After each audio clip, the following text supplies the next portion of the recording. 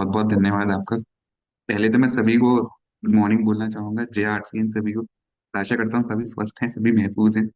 जैसे इफ्तिकार जी ने बोला, एक बेहतरीन प्रोडक्ट जिसका इंतजार हम सभी को था, उस पर चर्चा करने वाले हैं। तो टॉपिक, आज के चर्चा का विषय वही प्रोडक्ट रहने वाला है जिसका इंतजार आप सभी को था। बेसब्री से इंतजार इंतजार था, तो चैट बॉक्स में मुझे एक्साइटमेंट सबसे पहले शो कीजिए। अगर इंतजार बेसब्री से था तो चैट बॉक्स में एक्साइटमेंट दिखना चाहिए। प्लीज चैट बॉक्स पे यूज कीजिए और वो एक्साइटमेंट शो होना चाहिए। परफेक्ट परफेक्ट, ये हुई ना बात। तो उसी प्रोडक्ट के बारे में हम चर्चा करेंगे। पहले मैं आपसे कुछ सवाल पूछना चाहूँ। पहले मुझे ये सवाल का उत्तर दीजिए, क्या आप जानते थे कि मार्केट में ऐसा कोई अद्भुत प्रोडक्ट अवेलेबल है जो डायबिटीज को कंट्रोल और मैनेज कर सकता है? क्या आप जानते थे? जानते थे तो हाँ लिखिए चैट बॉक्स में।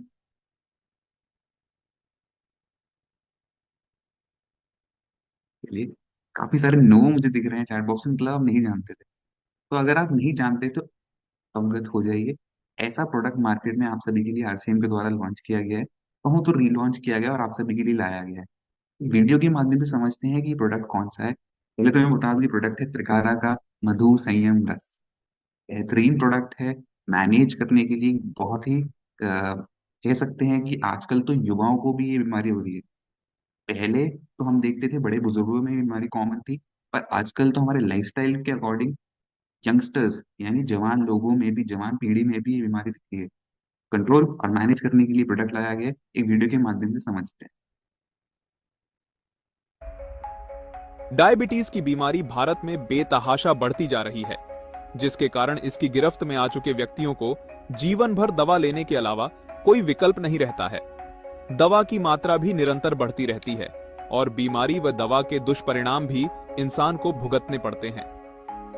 धीरे धीरे यह गंभीर समस्याओं का कारण बन जाती है। आपके मन में प्रश्न आ रहा होगा, क्या डायबिटीज जैसी गंभीर बीमारी से निपटने का कोई असरदार तरीका है?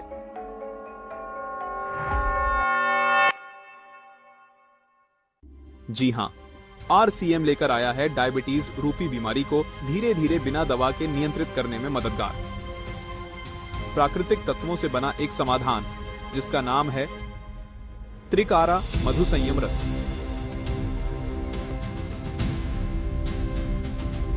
ये कोई साधारण जूस या पेय पदार्थ नहीं है। आरसीएम की रिसर्च टीम ने भारतीय प्राचीन ग्रंथों व वर्तमान की स्थितियों के आधार पर वर्षों तक अध्ययन व कई प्रयोग करने के बाद इस रस को तैयार किया है। इसे बनाने से पहले आरसीएम ने इस पर गहन क्लिनिकल परीक्षण किए हैं।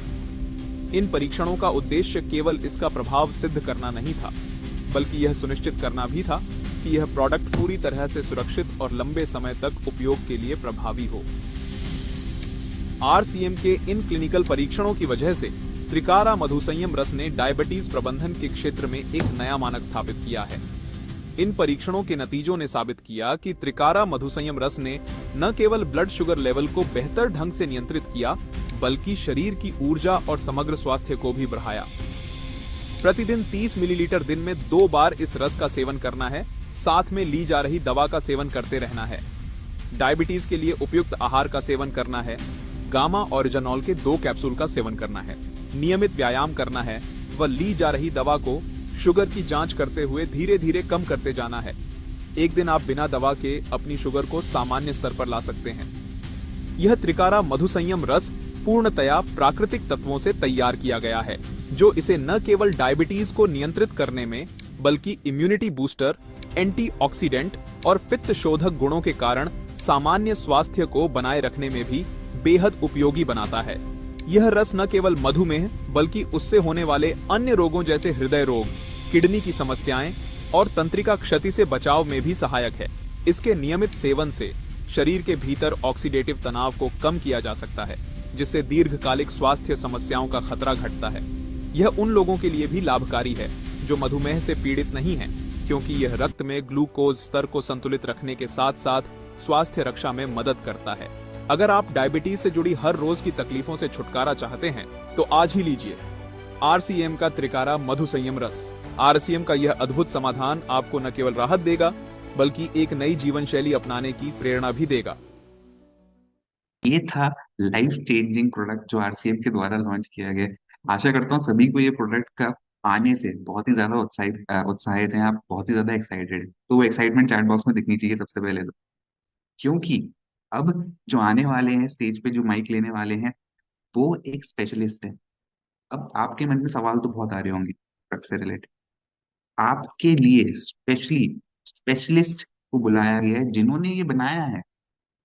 ये बेहतरीन आयुर्वेद फॉर्मूला का निर्माण जिसने किया है, वो स्पेशलिस्ट यहाँ मौजूद हैं और आपको हेल्प करेंगे, वो समझाने में हेल्प करेंगे क्या विशेषताएं इस प्रोडक्ट की, किन किन इंग्रेडिएंट से, यानी क्या क्या मिला के इस प्रोडक्ट को बनाया गया।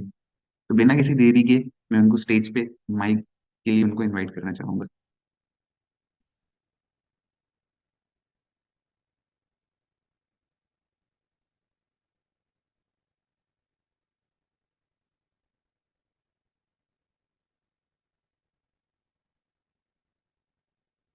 सर जी, उनको को होस्ट बनाएंगे आप?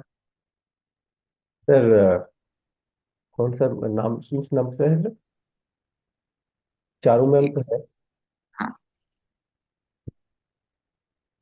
चारू मैम के बारे में बता रहे हैं सर? चारू एक मैम भी हैं नाम बताओ ना भैया। नाम किस नाम से? अभिषेक, अभिषेक नाम है। अभिषेक। हैंड रेज कर दीजिए ना प्लीज। चारू, आप प्लीज बताएंगे नाम। ये अभिषेक जी, अभिषेक। अच्छा ठीक है, मिल गया। डन सर, सुन पा रहे हैं सर? बिल्कुल बिल्कुल, स्वागत है आपका। गुड मॉर्निंग, नमस्कार सभी को। जैसा कि वीडियो के माध्यम से अभी हम सभी लोगों ने देखा है कि हम लोग बात कर रहे हैं डायबिटीज एंड मधु संयम रस के बारे में। तो मधु संयम रस के मोड ऑफ एक्शन को समझने से पहले हमें इसके रूट कोज को समझना चाहिए कि इसका रूट कोज क्या है, कि हमने क्या डिजीज को ध्यान में रखते हुए या क्या प्रॉब्लम को ध्यान में रखते हुए मधु संयम रस का निर्माण किया है। Basic problem is that diabetes. Diabetes क्या है?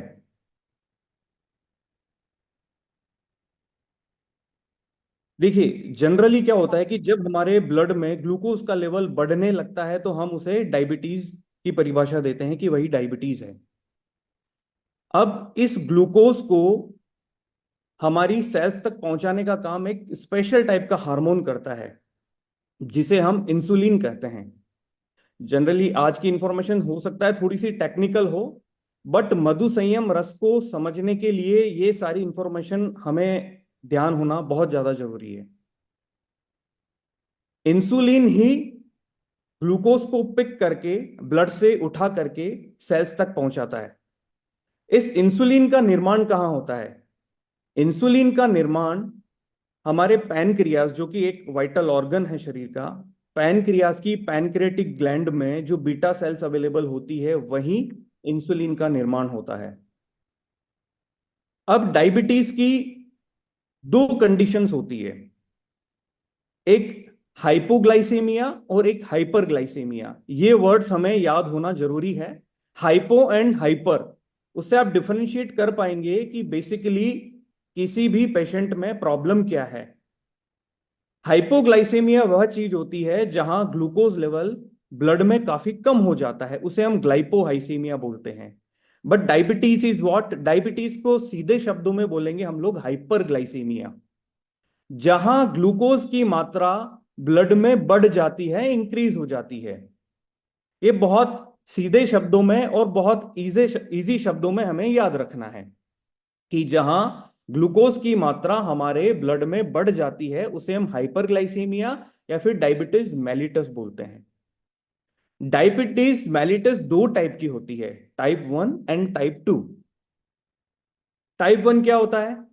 जैसा कि सबको पता है कि टाइप 1 डायबिटीज में जो पैनक्रियाज में बीटा सेल्स अवेलेबल होती है वो इंसुलिन का निर्माण करना बंद कर देती है। उस कंडीशन में क्या होता है कि जो पेशेंट्स होते हैं जो टाइप 1 डायबिटीज से पीड़ित हैं, उन्हें इंसुलिन के इंजेक्शन एक्सटर्नली लेने पड़ते हैं। अब ये किन को इफेक्ट करती है? ये सबसे ज्यादा इफेक्ट करती है चिल्ड्रन को और यूथ को। और बहुत बड़ा रीजन है कि ये एक जनरेशन से दूसरे जनरेशन में भी ट्रांसफर होती है। ये सबसे बड़ा रीजन है। अब हम आते हैं टाइप 2 डायबिटीज पे। टाइप 2 डायबिटीज में क्या होता है, आपके शरीर में इंसुलिन का निर्माण तो बराबर हो रहा है, बट फिर भी ग्लूकोज का लेवल बढ़ा हुआ है। इसके पीछे के क्या रीजन है? इंसुलिन का निर्माण बराबर हो रहा है, बट फिर भी ग्लूकोज लेवल बढ़ा हुआ है। Keep in mind that. इसके पीछे का सबसे बड़ा रीजन यह है कि जो इंसुलिन ग्लूकोज को पिक करके सेल्स तक पहुंचाता है यूटिलाइज होने के लिए एनर्जी में, वो सेल्स देखिए ओवर कैपेसिटी पे तो काम नहीं कर सकती है, वो एक लिमिटेड मात्रा में ही उस ग्लूकोज को एक्सेप्ट कर सकती है, एब्जॉर्ब कर सकती है। तो जब इंसुलिन का निर्माण बराबर हो रहा है, ग्लूकोज भी आ रहा है, तो इंसुलिन क्या करता है कि उस ग्लूकोज को उठाकर सेल्स की तरफ फेंकता है, ग्लूकोज को पिक किया सेल्स की तरफ ट्रांसफर करता है। तो उस कंडीशन में क्या होता है कि सेल्स ओवर द पीरियड सालों बाद एक रेजिस्टेंट बैरियर बना देती है इंसुलिन के अगेंस्ट में। क्यों? इंसुलिन अब चाहकर भी उस ग्लूकोज को जो हमारे ब्लड शुगर में आया है, ब्लड में आया है, उस ग्लूकोज को पिक करके सेल्स तक नहीं पहुंचा पा रही है। सेल्स ने उसके अगेंस्ट में एक वॉल खड़ी कर दी है। सीधे शब्दों में हम लोग ये समझे कि अभी हम लोग जहां बैठे हैं, अब उससे एक सेल समझ लीजिए, और आपने दरवाजा बंद किया है, और आपके दरवाजे के बाहर की सिचुएशन को आप ये समझ लीजिए कि वहां इंसुलिन फ्लो हो रहा है, वहां हीमोग्लोबिन फ्लो हो रहा है, वहां ब्लड फ्लो हो रहा है। अब आप जिस रूम में बैठे हैं, या एज ए सेल आप उस रूम को अगर कंसिडर करेंगे ना, तो उस रूम की साइज के अकॉर्डिंग बाहर से आपके रूम के अंदर कोई मटेरियल आया, आपने वहां स्टोर किया, कोई मटेरियल आया, आपने वहां स्टोर किया, बट एक सिचुएशन ऐसी आ जाएगी कि एक आपका रूम पूरा ऑक्यूपाइड हो जाएगा। अब आपके पास रखने के लिए जगह नहीं रहेगी वहां पे। जब रखने के लिए जगह नहीं है, तो आप क्या करेंगे कि बाहर से जो चीजें आ रही है, आप एक रेजिस्टेंट बैरियर बना देंगे। आप आपके दरवाजे को कस के बंद कर देंगे कि अब बाहर से कोई भी चीज मेरे रूम में नहीं आनी चाहिए, क्योंकि मेरे रूम में अब जगह नहीं है। तो बेसिकली वही सेल्स रेस्पॉन्ड करती है ओवर द पीरियड। ये इंसुलिन रेजिस्टेंट कोई ओवरनाइट नहीं होता है, इस प्रोसेस को होने में सालों लग जाते हैं। आज हमने ये इंसुलिन रेजिस्टेंट को अब तक थोड़ा सा समझा है। अब सबसे बेसिक पॉइंट जो हमारा है कि हमें अभी फूड को समझना है। ये सारी चीजों पे बात हम लोग इसलिए कर रहे हैं, इससे आप मधु संयम रस के मोड ऑफ एक्शन को समझ पाएंगे कि मधु संयम रस एक्चुअली काम कैसे करता है। हमारा फूड जो भी हम खाते हैं, उसके दो बेसिक पार्ट होते हैं, माइक्रोन्यूट्रिएंट्स एंड मैक्रोन्यूट्रिएंट्स। माइक्रोन्यूट्रिएंट्स क्या होते हैं? माइक्रोन्यूट्रिएंट्स में सभी तरह के विटामिन एंड मिनरल्स होते हैं, एंड मैक्रोन्यूट्रिएंट्स में 3 कंपोनेंट होते हैं बेसिक। हम लोग कोई भी फूड खाते हैं, उसके बेसिक 3 कंपोनेंट तो होंगे ही होंगे। आप कुछ भी खाएं, आप फ्रूट खाएं, आप चपाती खाएं, आप चावल खाएं, वॉटेवर कुछ भी खाएं, उसके 3 बेसिक कंपोनेंट होंगे, फैट, प्रोटीन एंड कार्बोहाइड्रेट। 3 चीजें हमने खाई फूड के रूप में, तीनों चीजें हमारे शरीर के अंदर जाती है। अब ग्लूकोज जब हम लोग फूड इंटेक करते हैं, तो तीनों चीजें गई, फैट, प्रोटीन, कार्बोहाइड्रेट। जब कार्बोहाइड्रेट हमारे शरीर के अंदर जाता है, तो वो ग्लूकोज के रूप में ब्रेक डाउन होता है। मतलब कार्बोहाइड्रेट ही ग्लूकोज है, ग्लूकोज ही शुगर है, तीनों टर्म एक ही है। आप यही मान के चलें, कहीं पे भी कंफ्यूज नहीं होना है। कार्बोहाइड्रेट, ग्लूकोज एंड शुगर एक ही टर्म है। तो वो कार्बोहाइड्रेट ग्लूकोज के रूप में ब्रेक डाउन होता है। फैट जो होता है वो फैटी एसिड के रूप में ब्रेक डाउन होता है, और जो प्रोटीन होते हैं वो अमीनो एसिड्स के रूप में ब्रेक डाउन होते हैं। अब तीनों के ब्रेकडाउन में कैटलिस्ट काम करता है। ये थोड़ा सा टेक्निकल वर्ड है, बट इसे समझना जरूरी है। वो डाइजेस्टिव एंजाइम्स होते हैं बेसिकली। और ये डाइजेस्टिव एंजाइम बनाता कौन है? ये डाइजेस्टिव एंजाइम हमारी पैनक्रियाज ही बनाती है। कार्बोहाइड्रेट को ग्लूकोज में ब्रेकडाउन करने के लिए जो रेस्पॉन्सिबल एंजाइम है, डाइजेस्टिव एंजाइम, उसे हम अमाइलेज बोलते हैं। फैट को डाइजेस्ट करने के लिए जो रेस्पॉन्सिबल एंजाइम है, उसे हम लाइपेज बोलते हैं। और प्रोटीन को डाइजेस्ट करने के लिए जो रेस्पॉन्सिबल एंजाइम है, हम उसे प्रोटीएज बोलते हैं। अब डायबिटीज में सबसे बड़ा रोल कार्बोहाइड्रेट का है, तो हम फैट और प्रोटीन पे आज बात नहीं करेंगे, हम आज बात करेंगे केवल कार्बोहाइड्रेट पे। क्योंकि मैंने आपको जैसे बताया कि कार्बोहाइड्रेट ही ग्लूकोज है और वही शुगर है। अब कार्बोहाइड्रेट का जो ब्रेकडाउन है वो हमारे मुंह से ही शुरू हो जाता है। आप समझिएगा, जैसे हमने फूड इंटेक किया उसके बाद में कार्बोहाइड्रेट का ब्रेकडाउन हमारे मुंह से ही स्टार्ट हो गया है। अब हमारे मुंह में सलाइवरी ग्लैंड होती है जो सलाइवा बनाती है, जो लार बनाती है। उसी लार में डाइजेस्टिव एंजाइम होता है लाइपेज, जो रेस्पॉन्सिबल होता है कार्बोहाइड्रेट को ब्रेकडाउन करने में। वो कार्बोहाइड्रेट ब्रेकडाउन होके ग्लूकोज के रूप में शरीर के अंदर पहुंचता है। बिल्कुल इसे ना एज ए पिक्चर दिमाग में बिठाइए तो मधु संयम रस को समझने में बड़ा इजी रहेगा। कार्बोहाइड्रेट टूट के ग्लूकोज के रूप में आपके ब्लड में पहुंचा है। अब इंसुलिन जो प्रोड्यूस कर रहा है पैनक्रियाज, वो इंसुलिन का काम है कि उस ग्लूकोज को उठा करके सेल्स तक पहुंचाना है। अब हम थोड़ा एक टर्म और रहेगी ग्लाइसेमिक लोड, उस पर थोड़ा बाद में आएंगे। सबसे पहले हम एक वाइटल ऑर्गन के बारे में और समझेंगे जो रेस्पॉन्सिबल है एज वेल एज, जैसा पैनक्रियाज है वैसे ही वो वाइटल ऑर्गन रेस्पॉन्सिबल है डायबिटीज में। वो वाइटल ऑर्गन कौन सा है? वो वाइटल ऑर्गन है लीवर। लीवर का स्वस्थ रहना भी बहुत ज्यादा जरूरी है, क्योंकि डायबिटीज की वजह से लीवर खराब हो सकता है या खराब लीवर की वजह से डायबिटीज हो सकती है, वाइस वर्सा है। तो हमारे लीवर का भी स्वस्थ रहना बहुत ज्यादा जरूरी है, क्योंकि लीवर हमारे शरीर की एक फैक्ट्री है जहां सारे मेटाबॉलिक फंक्शनिंग सारी लीवर में होती है। लीवर एक ऐसी जगह है जो हर माइक्रोन्यूट्रिएंट को स्टोर करती है और वो बॉडी में सप्लाई, जैसे बॉडी को नीड होती है वैसे सप्लाई देती है। तो हमने जैसे कार्बोहाइड्रेट खाया, उसका डाइजेस्टिव सिस्टम में जाके डाइजेशन हुआ, तो उसकी जो नेक्स्ट प्रोसेस रहेगी वो मेटाबॉलिज्म रहेगी कि हमने ग्लूकोज तो खाया, अब ग्लूकोज यूटिलाइज कैसे होगा, ग्लूकोज कन्वर्ट कैसे होगा, ग्लूकोज एनर्जी में कैसे कन्वर्ट होगा। ग्लूकोज के एनर्जी में कन्वर्ट होने वाले प्रोसेस को ही हम लोग मेटाबॉलिज्म बोलेंगे। वो मेटाबॉलिज्म का प्रोसेस लीवर में होता है। हमने कोई भी चीज खाई, वो ब्लड में जैसे ब्रेकडाउन होके ब्लड में आई, उसके बाद में वो डायरेक्ट बॉडी को सप्लाई नहीं हो जाएगी। उसके बाद में वो जो डाइजेस्ट हो गया है वो ब्लड के थ्रू लीवर में जाएगा और जो अनडाइजेस्टेड कंपोनेंट है वो स्टूल के थ्रू बाहर आ जाएंगे। जो काम की चीज है वो ब्रेकडाउन हो चुकी है, वो ब्लड के थ्रू लीवर में जाएगी। लीवर एक ऐसा ऑर्गन है जो सबसे पहले जो भी कंपोनेंट आया है लीवर के अंदर उसे इंस्पेक्ट करेगा, उसे डिटॉक्सिफाई करेगा, उसे मेटाबोलाइज करेगा, उसे ब्रेक डाउन करेगा। इस चीज को बहुत ध्यान से समझना है हमें कि लीवर जो ग्लूकोज या एमिनो एसिड्स ब्रेकडाउन हुए शरीर के अंदर, ग्लूकोज जो ब्रेकडाउन हुआ है डाइजेस्टिव सिस्टम में, अब वो एनर्जी में कन्वर्ट होने के लिए अब लीवर का रोल रहता है। तो लीवर का स्वस्थ रहना भी हमारे लिए उतना ही जरूरी है। अब क्या होता है कि जैसे जैसे अब डायबिटीज होने की बहुत सारी स्टेजेस हैं। जब डायबिटीज होने लगती है और डायबिटीज का पता चलता है किसी पेशेंट को, तब तक तो उसकी 20% आई विजन तो चला गया होता है और उसके बाद में उसके शरीर में इंसुलिन का रेजिस्टेंट बढ़ने लगता है कि सेल्स ने ग्लूकोज को एक्सेप्ट करना कम कर दिया है या फिर इंसुलिन के अगेंस्ट में रेजिस्टेंट बैरियर बना दिया है।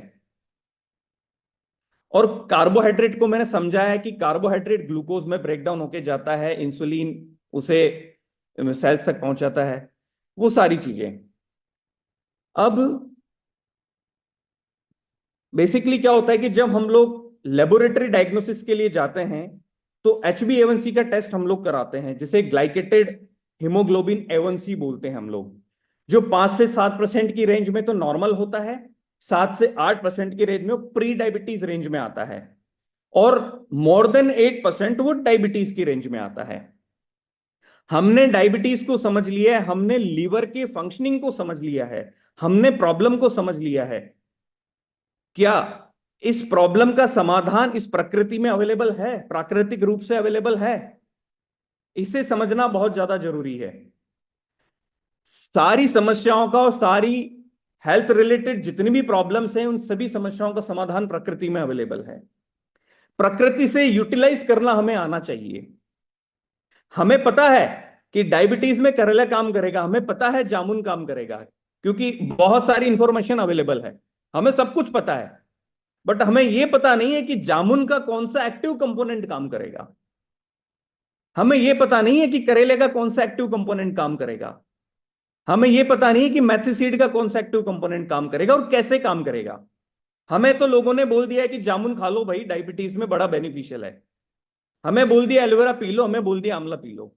बट उसके पीछे साइंटिफिक रीजंस क्या हैं, क्या साइंटिफिक इवोल्यूशंस हैं जिसकी वजह से ये सारी हर्ब्स जो मधु संयम रस में यूज हुई है वो बेनिफिशियल है इंसुलिन रेजिस्टेंट को रोकने के लिए, पैनक्रियास की हेल्थ को स्टिमुलेट करने के लिए।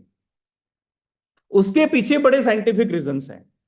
सबसे पहले तो मैं बताना चाहूंगा कि मधु संयम रस को बनाने के लिए हमने ये इंग्रेडिएंट्स ही क्यों यूज किए हैं। इसके पीछे की टर्म को समझिएगा आप, glycemic index and glycemic load. ये एक बहुत बेसिक टर्म है और सभी को पता होनी चाहिए कि हम लोग कोई भी फूड खाते हैं तो सबका एक जीआई इंडेक्स होता है, ग्लाइसेमिक इंडेक्स होता है, और उसमें protein, fat, carbohydrate, fibre and water की मात्रा होती है। ठीक है, उससे हम लोग कैलकुलेशन करते हैं पीएफ वैल्यू का। अब किसी भी इंग्रेडिएंट का ग्लाइसेमिक लोड निकालने के लिए हम लोग यूज करते हैं glycemic index and PF value. अब एक डायबिटिक पेशेंट के लिए एक आइडियल ग्लाइसेमिक लोड कितना होना चाहिए कि उसे इंटेक करना है बीटा सेल्स को भी रीजनरेट करने के लिए। वैसे तो इंफॉर्मेशन बोलती है, साइंस बोलती है कि बिलो 100 होना चाहिए, और हम तो बोलते हैं कि बिलो 25 होना चाहिए, जिससे कि बीटा सेल्स भी रीजनरेट हो, बीटा सेल्स की हेल्थ में इंप्रूवमेंट हो, पैनक्रियाज हेल्थ में इंप्रूवमेंट हो। तो वो ग्लाइसेमिक लोड भी 25 से बिलो होना चाहिए।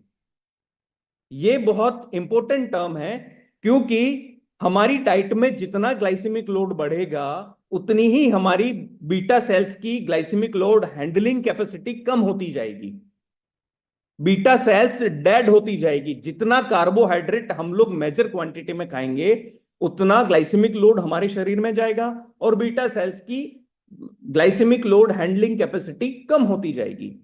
तो हमें ऐसा क्यों करना है?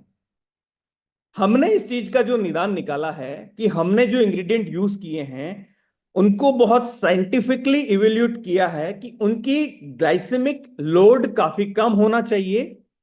उसके बाद में जो हमने आपको जो सारी प्रॉब्लम्स बताई है और जो एक डायबिटिक पेशेंट खुद समझते हैं कि उनके शरीर में प्रॉब्लम क्या है, कि इंसुलिन ने रेजिस्टेंट बैरियर बना दिया है, सॉरी सेल्स ने रेजिस्टेंट बैरियर बना दिया है, इंसुलिन इनएक्टिव हो गया है, इंसुलिन को उसकी एक्टिविटी बहुत वीक हो गई है ग्लूकोज को पिक करने की, तो glycemic load must be less than 25। तो हमारे जितने भी इंग्रेडिएंट्स हैं उनका ग्लाइसेमिक लोड लेस देन 25 है, जिसे हमने कैलकुलेट किया है with the help of glycemic index and PF value.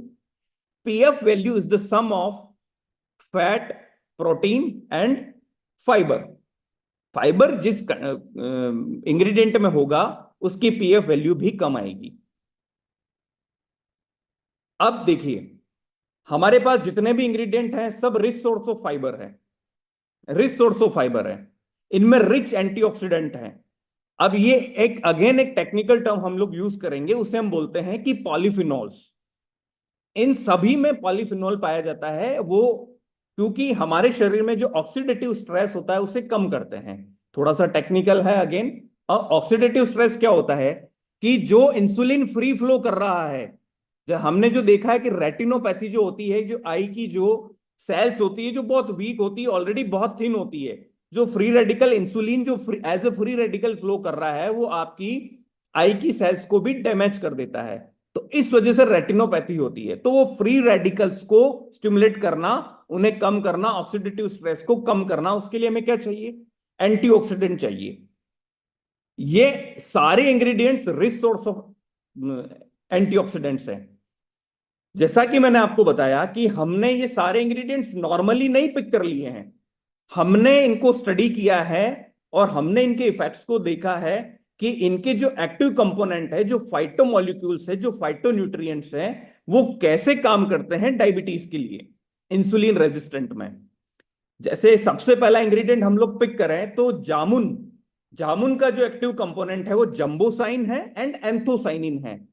ये क्या करता है, इसका जो एक्टिव कंपोनेंट होता है वो हमारी सलाइवा में, जो मैंने आपको पहले बताया था कि हमारी सलाइवा में एक डाइजेस्टिव एंजाइम बनता है, उसे हम अमाइलेज बोलते हैं, जो कार्बोहाइड्रेट को ब्रेक डाउन करता है।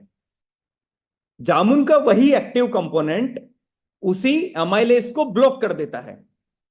उसको ब्लॉक करने से क्या होता है कि कार्बोहाइड्रेट का ब्रेकडाउन बहुत स्लो हो जाता है और बहुत स्लो रेट पे वो ग्लूकोज में कन्वर्ट होता है। जब आपके शरीर में ग्लूकोज कम मात्रा में जाएगा तो इंसुलिन को भी उतना ही काम करना पड़ेगा, और इंसुलिन उतना ही ग्लूकोज उठा के सेल्स तक बनाए, तो धीरे धीरे सेल्स अपना रेजिस्टेंट बैरियर खत्म करेगी इंसुलिन को लेकर।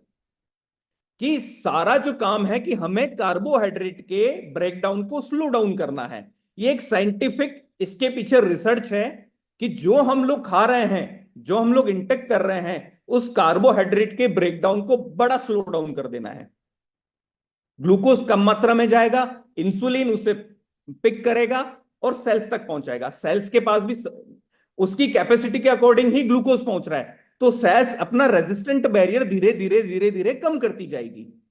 तो आपके ब्लड में जो शुगर का लेवल आपको अभी दिख रहा है वो धीरे धीरे धीरे धीरे कम दिखेगा ओवर द पीरियड। हो सकता है 15 दिन में कम दिखे, हो सकता है 30 दिन में कम दिखे। ये मैं फास्टिंग शुगर की भी बात कर रहा हूं, ये मैं पीपी शुगर की भी बात कर रहा हूं। एज वेल एज HbA1c, जो ग्लाइकेटेड हीमोग्लोबिन A1c होता है, उसकी वैल्यू भी आपकी, अगर आप डायबिटिक हैं तो आप प्री डायबिटिक रेंज में आएंगे, और अगर आप प्री डायबिटिक रेंज में हैं तो आप नॉर्मल रेंज में आएंगे, क्योंकि आपने क्या किया कि कार्बोहाइड्रेट के ब्रेकडाउन को स्लो डाउन कर दिया है। और जो सेल्स की जो बैरियर बनी है, सेल्स ने जो बैरियर बनाया है, सेल्स ने अपना बैरियर हटा दिया है, धीरे धीरे कम किया है। तो इंसुलिन ने ग्लूकोज पिक करके सेल्स में ट्रांसफर कर दिया, वही ग्लूकोज सेल्स यूटिलाइज करेगी एज एन एनर्जी।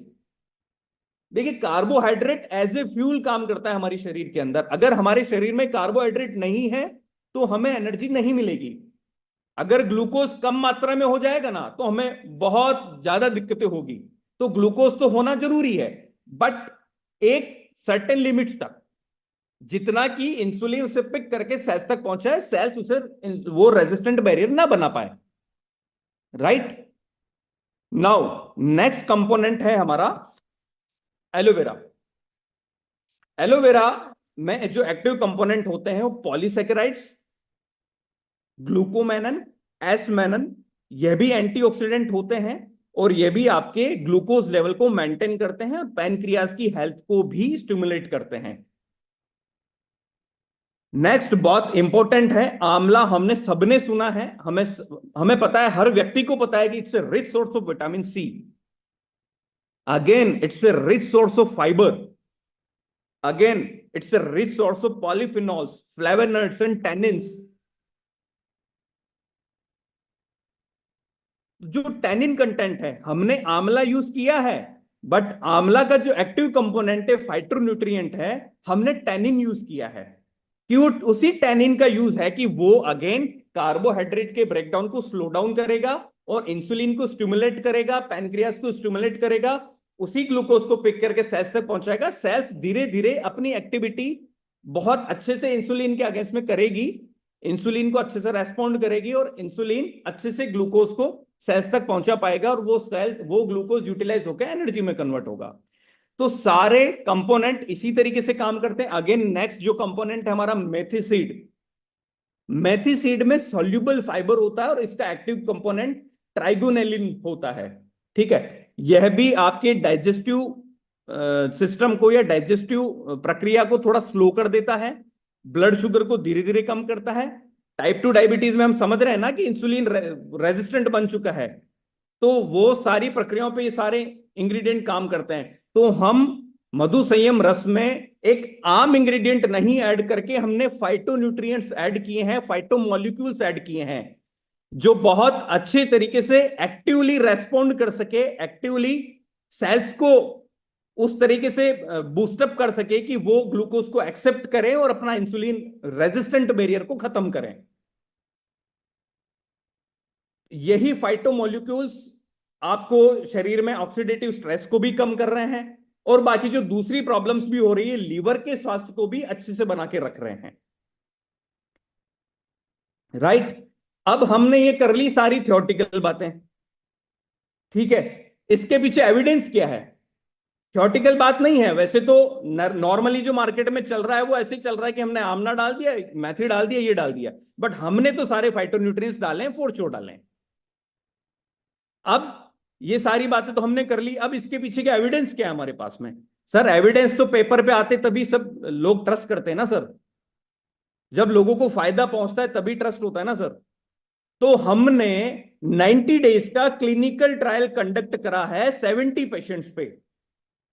70 पेशेंट्स पे सिंगल आर्म क्लिनिकल ट्रायल हम लोगों ने रन करा है। ये प्रोसेस काफी टाइम से चल रहा है हमारा। हमने इंटरनल ट्रायल्स भी रन किए हैं, हमने क्लिनिकल ट्रायल्स भी रन किए, जो रैंडम पेशेंट्स हम लोगों ने पिक किए, जिन्हें हम नहीं जानते हैं, जिन्हें हम नहीं जानते हैं, वो रैंडम पेशेंट्स इंडिया के हर कोने से हम लोगों ने पिक किए हैं, सैंपल्स गए हैं, और क्लिनिकल ट्रायल के ये सारा एक CTRI के अंडर में सारा रजिस्ट्रेशन हुआ है और क्लिनिकल ट्रायल कंडक्ट कराया हम लोगों ने।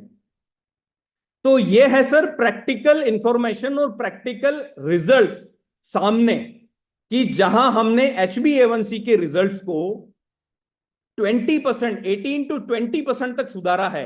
ये 30 डेज का मैं अगर एक रिजल्ट की बात करूं तो 7 से 4 पेशेंट का जो हमने फॉलोअप लिया था, तो उनके एलोपैथिक मेडिसिन भी डॉक्टर ने बंद करने के लिए बोल दिए थे। Allopathic medicine is what? Metformin. Metformin के नुकसान क्या है सर? मेटफॉर्मिन आप लेंगे, एक छोटी सी गोली लेंगे, अगेन वो कार्बोहाइड्रेट के ब्रेकडाउन को स्लो डाउन करेगा, ग्लूकोज में धीरे से स्लो करेगा, धीरे से ब्रेकडाउन करेगा। बट मेटफॉर्मिन का नुकसान यह है कि वो लीवर में, लीवर जो स्टोर कर रहा है ग्लूकोज को, तो वो उस प्रोसेस को बंद कर देगा, उससे आपकी सेल्स, टिश्यूज को डैमेज होगा। हम ये किसी से कंपेयर नहीं कर रहे हैं, बट ये सच्चाई है, ये साइंटिफिकली प्रूवन है कि ये मेडिसिन से ये नुकसान होते हैं। But what we are doing, हमने HbA1c के लेवल को 18 to 20% तक कम किया है, हमने फास्टिंग प्लाज्मा को 26% तक कम किया है, और हमने PP ग्लूकोज को 32% तक कम किया है, जो कि अपने आप में बहुत अच्छे और जबरदस्त रिजल्ट्स हैं। और यह 90 दिनों तक चलने वाला क्लिनिकल ट्रायल था, जिसमें किसी भी पेशेंट को कोई साइड इफेक्ट नहीं हुआ। इवन उनकी लाइफस्टाइल में बहुत सुधार हुआ, उन्होंने भी कुछ चेंजेस किए। देखिए, सबसे पहली चीज, पहला पॉइंट ये कि food is the first line of health care. अगर हमारा फूड अच्छा होगा तो हम लोग, और हमारी लाइफस्टाइल अच्छी होगी तो हम लोग किसी भी बीमारी से निजात पा सकते हैं। तो एक बेसिक नॉलेज और एक डिसिप्लिन, वो अगर हम लोग फॉलो करेंगे तो हम किसी भी बीमारी से, कोई भी बीमारी, उससे निजात पा सकते हैं। प्रॉपर नेचुरल मेडिकेशंस हमारे लिए बहुत ज्यादा जरूरी है। राइट, तो वही सारी चीजें हैं कि क्लिनिकल ट्रायल ने दर्शाया है कि हमारे प्रोडक्ट ने बड़े जबरदस्त रिजल्ट्स दिए हैं। ये सारा हमने आपको बताया। अभी इसके बाद में कोई भी क्वेश्चन हो तो आप पूछ सकते हैं। धन्यवाद सर। प्रोसेस तो सर पता, लेकिन सर इसको लेना कैसे है जी, किन समय कैसे लेना है? Right sir. देखिए, ये एक मेडिकेशन आयुर्वेदिक है, ये एक तरीके से एक रस है, ये आपके वेलनेस का, आपका एक वेलनेस पार्टनर है, ठीक है। इसे यूज ऐसे करना है कि किसी भी आयुर्वेदिक मेडिसिन को हम जैसे यूज करते हैं किसी भी रस को, तो हमें एम्प्टी स्टोमक लेना है इसे, 30 ml morning and 30 ml evening with warm water. और कीप इन माइंड दैट कि आपको आधे घंटे का खाने पीने का गैप रखना है बीच में, जो कि आयुर्वेदिक पद्धति बोलती है कि आपको एटलीस्ट 30 मिनट्स तक कुछ भी खाना नहीं है। जी, ओके सर, धन्यवाद। बेसिक यूज है और इससे ज्यादा और कुछ नहीं है। 30 ml morning, 30 ml evening, but खाली पेट ही आपको इंटेक करना है। और सबसे पहली बात कि हमने इसमें इंग्रेडिएंट्स यूज किए हैं वो रिच सोर्स ऑफ फाइबर है, ठीक है। तो इसमें सेडिमेंटेशन होता है, बोतल के नीचे जाके सारा फाइबर जमा होता है, क्योंकि जैसा कि आपको पता है कि आंवला जूस आपने देखा होगा कि आंवला juice rich source of fibre है, मेथी रिच सोर्स ऑफ फाइबर है, तो इनका सारा फाइबर नीचे बॉटम में जाके सेडिमेंट होता है, नीचे जमा होता है। तो आपको यूज करने से पहले बोतल को एक बार शेक जरूर करना है, जब तक कि सारा मॉलिक्यूल और सारा उसमें एक्सट्रैक्ट पूरे यूनिफॉर्म तरीके से लिक्विड में कन्वर्ट ना हो जाए। उसके बाद ही आपको प्रोडक्ट को इंटेक करना है। अनूप जी आइए। जी धन्यवाद सर। सर ये डिपेंड करेगा कि किसका शुगर लेवल हाई है या अप है, उस पर भी डिपेंड करेगा, उसकी डोजेस पर कम ज्यादा होगा सर? नहीं सर, डोजेस सेम रहेगी 30 ml। हो सकता है कि किसी का शुगर लेवल ज्यादा हो, तो हो सकता है कि उसे स्टिमुलेट करने में 5 से 7 दिन ज्यादा लगे। डोजेस में कोई वेरिएशन नहीं आएगा। ये बॉडी टू बॉडी वेरी करेगा, किसी का बॉडी मेडिसिन को जल्दी से एक्सेप्ट कर लेगा, किसी का बॉडी थोड़ा लेट करेगा, क्योंकि नेचुरल प्रोडक्ट है। देखो, इसमें किसी भी टाइप का कोई दूसरा इंग्रेडिएंट है ही नहीं, कोई दूसरा एडिटिव्स नहीं है कि हमने इसे गम फ्री रखा है। नहीं तो लोग क्या करते हैं, इसमें गम मिला देते हैं, तो उससे क्या होता है कि सारी चीजें वो उसमें यूनिफॉर्म तरीके से रहती है। हमने बिल्कुल नेचुरल रखा है, ताकि इसका जो भी नेचुरल फाइबर है वो सारा बॉटम में जाके इसीलिए जमा होता है। इसलिए आपको बोला है कि चेक वेल बिफोर यूज, जब भी यूज करें उससे पहले इसको अच्छे से चेक करें।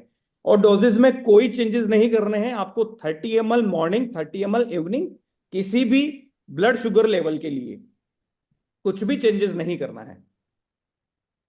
जी सर। बबीता मैम आइए। Babita ji welcome. Thank you sir. Sir, जैसे कि माना गया है कि अक्सर प्रेग्नेंट लेडी को डायबिटिक हो जाता है सर, शुगर हो जाता है, वो भी हाई लेवल पे, तो इसका यूज कर सकते हैं हम? देखिए, हमने क्लियर मेंशन किया है अवॉइड ड्यूरिंग प्रेगनेंसी।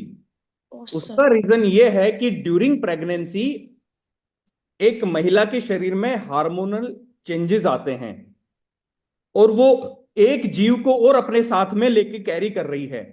तो उस वक्त हार्मोनल जो चेंजेस होते हैं, वहां हमें किसी भी टाइप का मेडिकेशन अवॉइड करना चाहिए। भले ही यह नेचुरल है, फिर भी हम बोलते हैं कि इसे अवॉइड करें, क्योंकि आयुर्वेद ऐसा बोलता है। जी सर। संतोष सर। संतोष जी। जी सर, धन्यवाद सर, रिस्पेक्टेड सर को प्रणाम। और सर, जैसे इसमें हम लोग कुछ इसको लेते वक्त कुछ परहेज भी हम लोग रखेंगे कि इसके साथ ये नहीं लेना है। ये एक क्वेश्चन था सर, छोटा सा। बिल्कुल सर, ये छोटा नहीं सर, बहुत इंपॉर्टेंट क्वेश्चन है ये। जी। हम आपको परहेज का नहीं बोल रहे हैं, मैं केवल 2 टर्म बोलूंगा आपको, जानकारी और अनुशासन, नॉलेज एंड डिसिप्लिन। आपकी लाइफस्टाइल को बहुत अच्छे से मैनेज करना है आपको, ठीक है। क्या होगा, फूड को मैनेज करना है, पहले फूड को समझना है। इसीलिए सर मैंने थोड़ा टेक्निकली आप लोगों को बताया था कि हम लोग जो फूड खाते हैं ना, उसी में सब कुछ होता है, ठीक यस। है। फूड को मैनेज करना है, हमें नॉलेज होना चाहिए, और आगे हमें सही नॉलेज को ही स्प्रेड करना चाहिए, और सही नॉलेज को ही ग्रैप्स करना चाहिए। और हमें हमारी लाइफस्टाइल में एक प्रॉपर डिसिप्लिन तो एडॉप्ट करना ही करना है, परहेज नहीं करना है। बट जब भी आप डोजेज लें, तो उसके साथ में आप ये जरूर ध्यान रखें कि आधे 1 घंटे तक या फिर एटलीस्ट 30 मिनट्स तक कुछ भी दूसरी चीज इंटेक ना करें। और देखिए, परहेज करेंगे कोई ऐसी चीज का जो बहुत ओवर कार्बोहाइड्रेट है, जो ऐसी चीज जो ऑलरेडी पॉइजन है, तो उन सब चीजों का तो परहेज आपको वैसे भी करना चाहिए।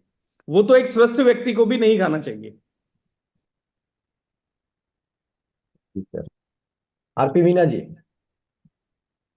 जी सर, धन्यवाद। सर, ये कह रहे कि गामा के जैसे में बताया गया है कि गामा के साथ हम इसको यूज कर सकते हैं, तो कितने समय के आगे पीछे का अंतराल रहेगा, या एक साथ यूज कर सकते हैं सर इसमें? और ये शुगर को जड़ से खत्म किया जा सकता है क्या इस प्रोडक्ट से? सर, बहुत अच्छा क्वेश्चन पूछा है आपने सर। शुगर को जड़ से खत्म किया जा सकता है क्या? तो पहली चीज तो यह है सर कि हम लोग जड़ से खत्म करने वाली बात नहीं करेंगे सर। हम लोग क्योर करने वाली बात भी नहीं करेंगे सर। हम लोग बात करेंगे डायबिटीज को रिवर्स करने की। अब आप उसे कुछ भी समझें, हमने डायबिटीज रिवर्स कर दी है सर।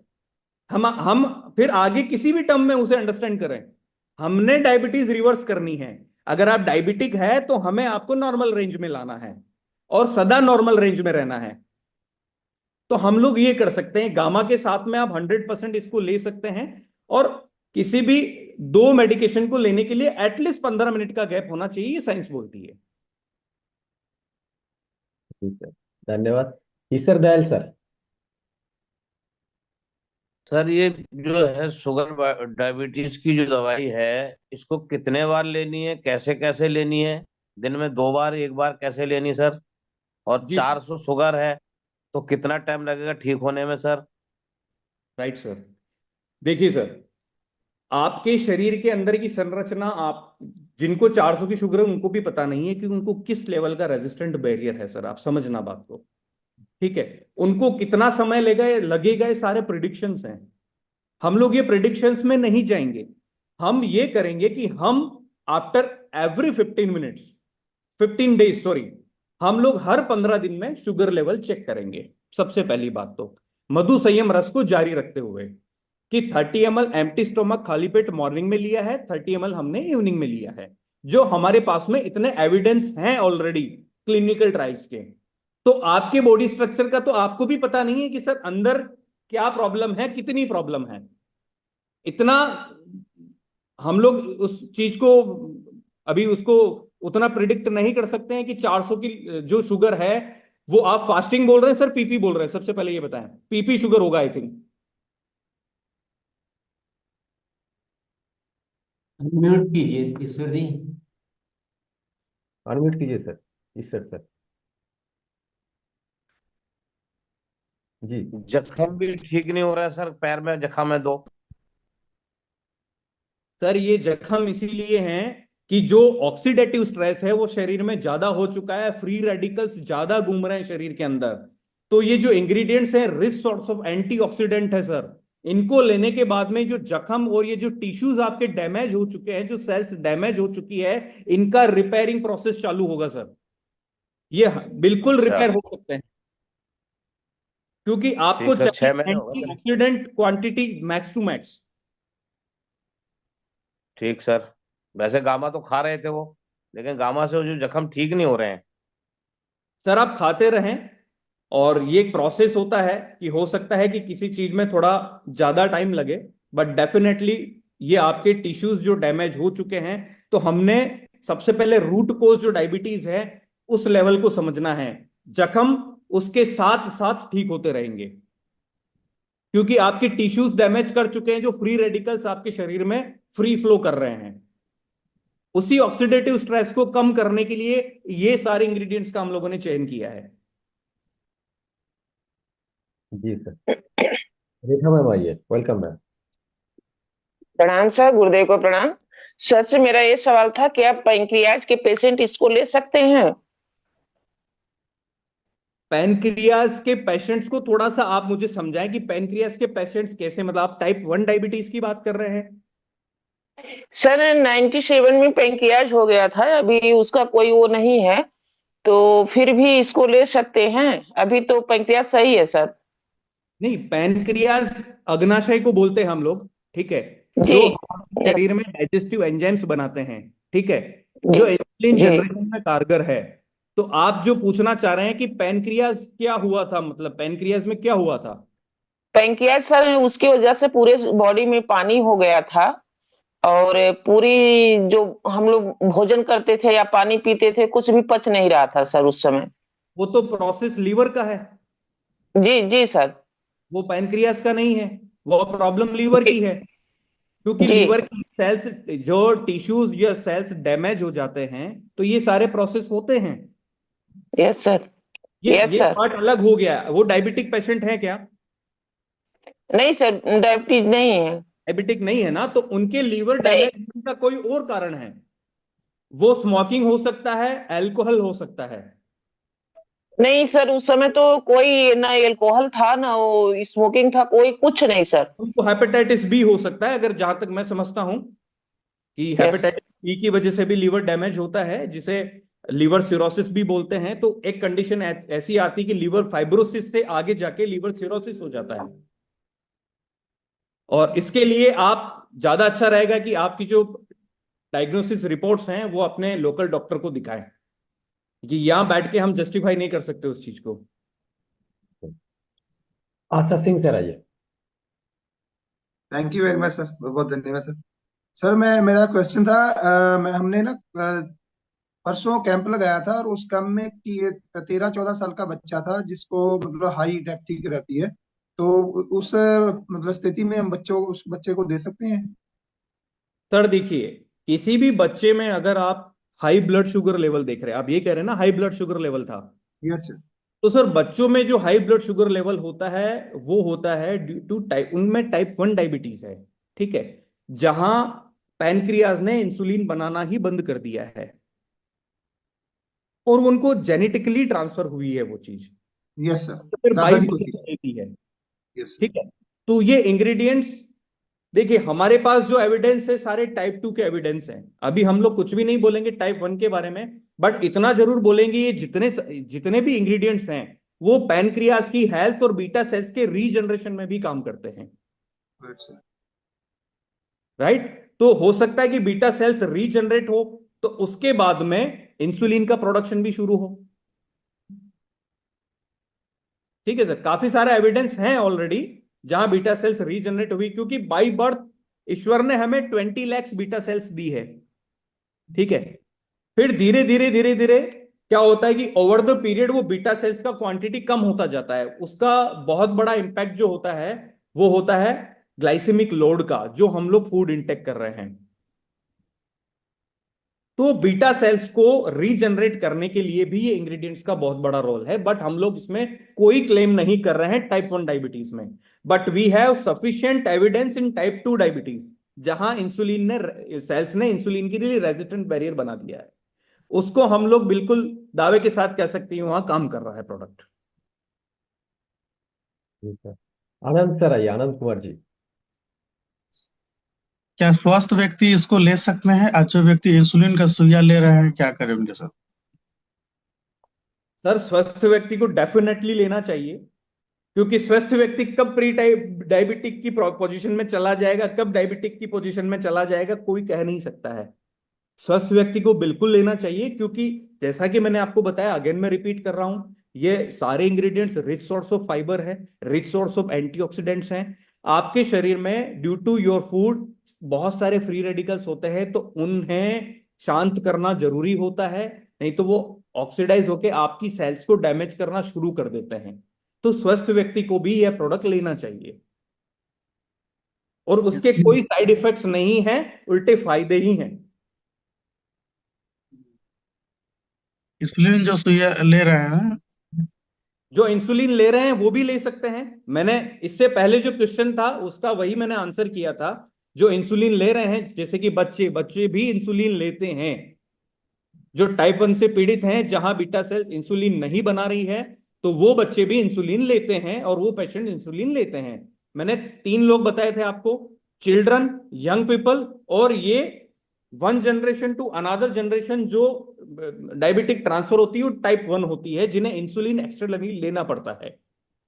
तो उस कंडीशन में भी ये प्रोडक्ट लिया जा सकता है, क्योंकि ये बीटा सेल्स के रीजनरेशन में भी हेल्पफुल है। बट अगेन हम लोग क्लेम नहीं कर रहे हैं टाइप 1 डायबिटीज में। आरपी गुप्ता जी आइए, वेलकम। जी सर। सर इसमें कोई एज वेरियर है क्या?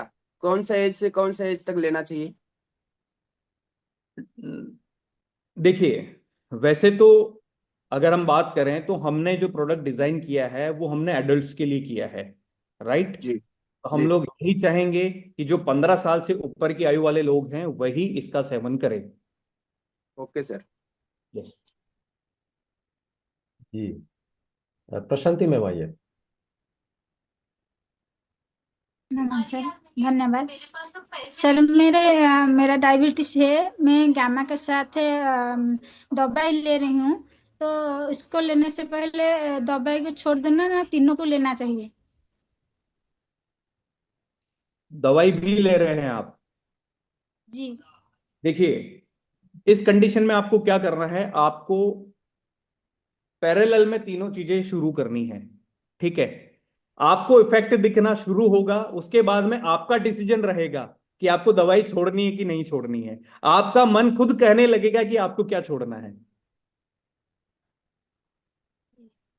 Thank you. हर व्यक्ति उस चीज से दूर भागता है और नेचुरल इंग्रेडिएंट्स यूज करना चाहता है। अगर आपको नेचुरल इंग्रेडिएंट्स फायदा पहुंचा रहे हैं तो आप किसी और चीज के पीछे क्यों जाएंगे?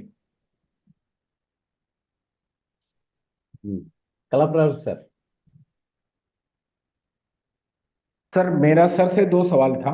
एक सवाल का मुझे मिल गया जवाब। जैसे टाइप 1 डायबिटीज के लिए सर ने बोल दिया कि यहाँ पे बैरियर नहीं है सर, लेकिन उनको अगर हाई ग्लाइसेमिक इंडेक्स प्रोडक्ट खिला के जो एडल्ट्स हैं तो उनको देने से क्या उनका टाइप 1 डायबिटीज भी तो कुछ ना कुछ तो हो सकता है सर? पहला question. Sorry, type 1 high glycemic index क्यों देना है? नहीं सर, हाई ग्लाइसेमिक इंडेक्स जो फूड है उनका उसको कम करा के अगर हम इसको दें तो काम तो कर सकता है सर। बट टाइप 1 डायबिटीज में आपकी बीटा सेल्स ऑलरेडी डेड हो चुकी है। ये चीज तो पहले ध्यान रखने की होती है जब हम लोग शुरू से लो ग्लाइसेमिक इंडेक्स का फूड इंटेक करें। जब आपकी बीटा सेल्स डैमेज हो चुकी है तो उसे रीजनरेट करने के लिए, उस रीजनरेशन प्रोसेस के लिए आपको नेचुरल इंग्रेडिएंट्स का सहारा लेना पड़ेगा। और उससे पहले तो सबको पता है कि इंसुलिन के इंजेक्शन लेने ही पड़ते हैं, क्योंकि शरीर को एनर्जी चाहिए ना। शरीर एनर्जी लेगा कहां से? बिल्कुल सर। अगर इंसुलिन नहीं है तो वो ग्लूकोज सेल्स में ट्रांसफर नहीं हो पा रहा है। तो हमें अगर इमीडिएट इंसुलिन चाहिए तो इमीडिएट इंसुलिन के लिए तो क्या होगा? इंजेक्शन होगा। क्योंकि इंजेक्शन क्या होता है? डायरेक्ट ब्लड में पहुंच जाता है, उसका इमीडिएट इफेक्ट होता है। ये एक थ्योरी है फर्स्ट पास मेटाबॉलिज्म की कि हमने कोई भी, आप समझना इस चीज को, हमने कोई भी मेडिसिन ली है तो सबसे पहले वो हमारे डाइजेस्टिव सिस्टम में जाके उसके बाद में वो लीवर में जाती है। ये चीज मैंने आपको बताई थी, वो मेटाबॉलिज्म प्रोसेस है। लीवर उसे इंस्पेक्ट करता है, डिटॉक्सिफाई करता है, ब्रेक डाउन करता है। ठीक है, तो हमने कोई दवाई ली तो सबसे पहले लीवर के थ्रू होके गुजरेगी। लीवर उसे इंस्पेक्ट करेगा कि ये टॉक्सिन है तो उसे डिटॉक्सिफाई कर देगा, वो काम की चीज है तो फिर बॉडी में स्प्रेड करेगा उसे। तो इंजेक्शन इसीलिए लिया जाता है कि तुरंत ब्लड में पहुंच जाता है और लीवर की फंक्शनिंग को बाईपास कर दिया जाता है, तो इमीडिएट इफेक्ट दिखता है।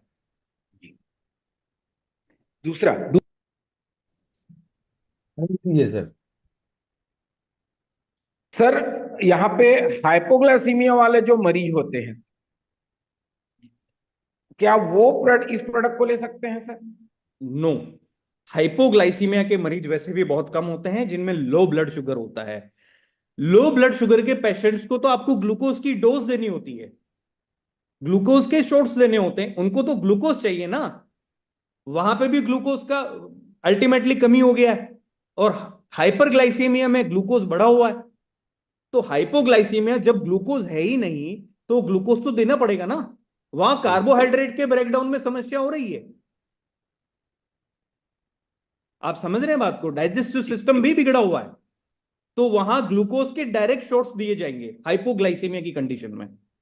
क्योंकि हमारे इंग्रेडिएंट्स का जो चयन किया है हमने, वो सभी ग्लूकोज लेवल को कम करने वाले हैं। उनका सबका प्रॉपर्टी हाइपोग्लाइसीमिया वाला है। अगर हम हाइपोग्लाइसीमिया के पेशेंट को भी हाइपोग्लाइसीमिया का मेडिसिन दे देंगे तो ब्लड शुगर लेवल तो और डाउन हो जाएगा ना। चलिए इफ्तिकार भैया, थोड़ा सभी से माफी चाहूंगा क्योंकि अभी टाइम होने वाला है तो हम सबके प्रश्न आज नहीं ले पाएंगे, लेकिन इसका सत्र हम बाद में और रखेंगे। स्पेशली आज तो बहुत सारी वैज्ञानिक जानकारी हमें मिली, पर कुछ बातें मैं आज आपके साथ थोड़ा सा रिपीट करना चाहूंगा कि क्या आपको कभी कोई डॉक्टर या कोई फार्मा कंपनी आपको इतनी जानकारी बता सकती है कि आप जो बनाते हो उसके बारे में हमें जानकारी दो, तो बताएगी क्या? कोई नहीं बताता है, क्योंकि बताए तो कोई दूसरे दिन से लेना ही बंद कर दे कि इसके कितने नुकसान हो सकते हैं, क्या हो सकता है। तो इतनी अभी आप थोड़ा सा ये जरूर तनाव हो रहा होगा कि यार इतना सारा कैसे हम याद रखेंगे, क्या करेंगे। तो आपको याद रखने की जरूरत नहीं है। आप ये वीडियो हम दिखा सकते हैं लोग को, और जरूर दिखाना चाहिए ताकि जो डायबिटीज के पेशेंट है उनको एक विश्वास अर्जित हो कि नहीं, मेरी डायबिटीज रिवर्स हो सकती है। और ये जो प्रोडक्ट तैयार किया गया है ये ऐसे ही मजाक नहीं है कि कुछ भी चार चीजें उठाई घोल के दे दिया, ऐसा नहीं है। काफी सारा इसमें और अगर ऐसे ही लाना होता तो शायद कभी का आ जाता है, इतना टाइम नहीं लगता। बाकायदा पूरी रिसर्च की गई है, क्लिनिकल ट्रायल किए गए हैं।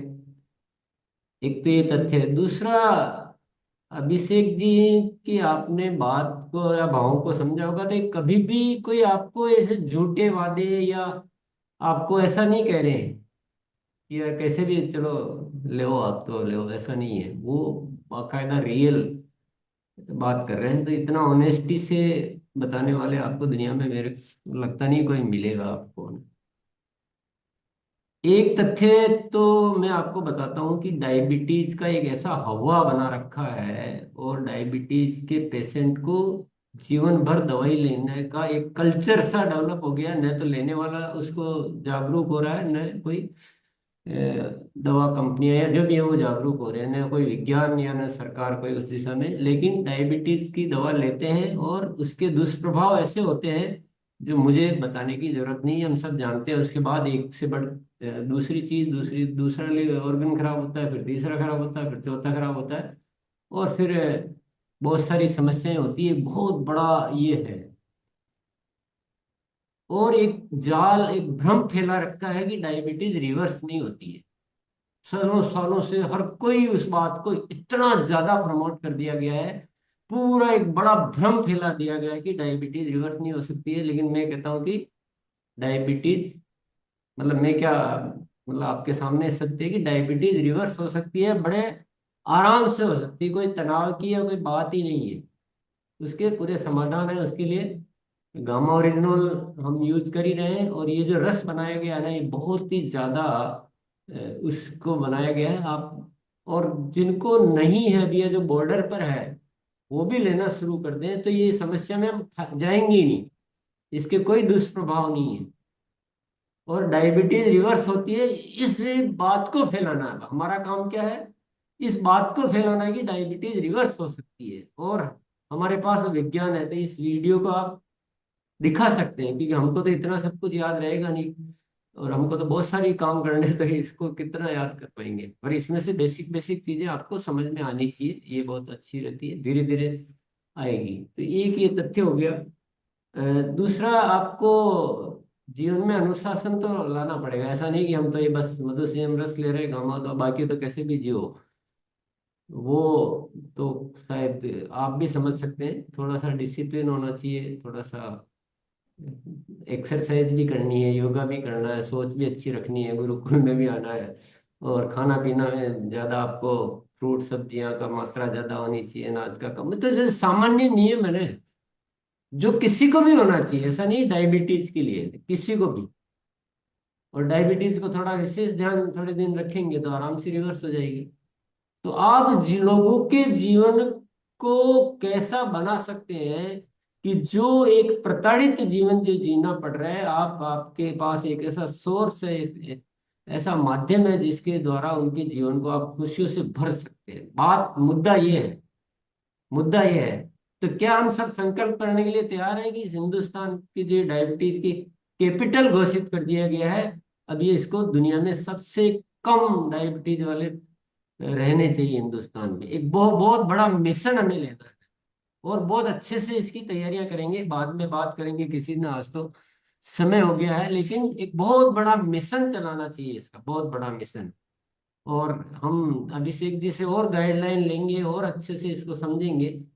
पर हमको एक बहुत बड़ा संकल्प लेने की जरूरत है।